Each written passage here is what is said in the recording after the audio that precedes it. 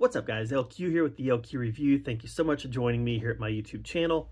Let's talk about Scary Movie 6, or just Scary Movie if that's what you want to call it. I missed this one in theaters. And here's the thing, I was actually really excited about watching it. I had every intention of watching it in theaters. And I just ended up not watching it because the reviews were bad, and everybody that I know, that I talked to who watched it, they all said it wasn't very good.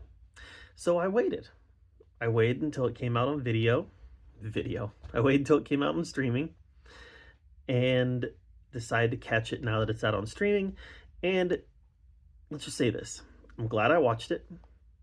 It was not the worst Scary Movie by any stretch of the imagination.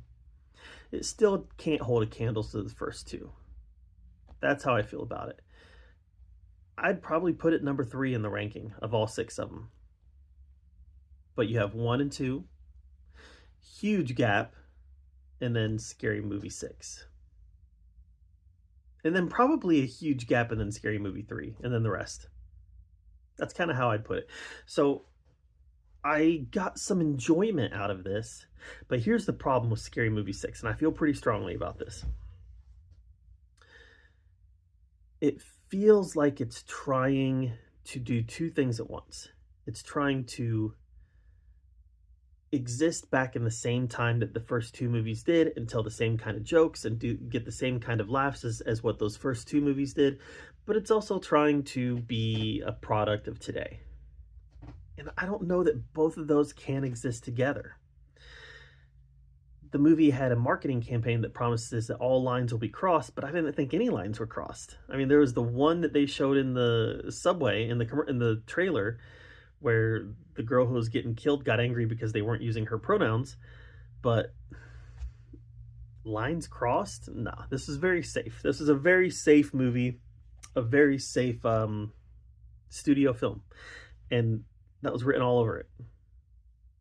And I think that's one of the big sticking points with this movie is the promise versus what was delivered. The promise was that every line would be crossed, and what we got was just kind of safe. Meanwhile, I kind of think that in Spaceballs, the new one, they are going to cross every line. But I'm trying not to have that expectation. So there were some funny parts in this. I like the idea that Scary Movie 6 goes back to just parodying the plot of one movie. The plot that they really stuck on here was Scream 5. Yeah, they brought in elements of Scream 6. They brought in elements of the new Halloween trilogy. They brought in some other elements of some other modern day horror movies. But they really did stick pretty close to the plot of Scream 5.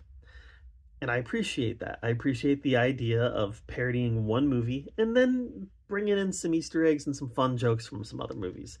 I feel like that's what the first movie did. I feel like that's what the second movie did. And here now, Scream 6, I feel like that's what they're doing again. So all that being said, I feel like there's room here for the franchise to return. I feel like there's room here for the franchise to get better from here. I want to see Marlon Wayans and Shawn Wayans continue to be involved. I want to see Anna Faris and Regina Hall continue to be involved. The 4 of them are this franchise. From my point of view, the 4 of them are this franchise, and I believe that the 4 of them should be the ones who carry the torch moving forward. Not quite as good, not as good as the first 2 at all, but better than everything that's come after. That's my take on Scary Movie 6. What'd you guys think of it? Let me know in the comments down below.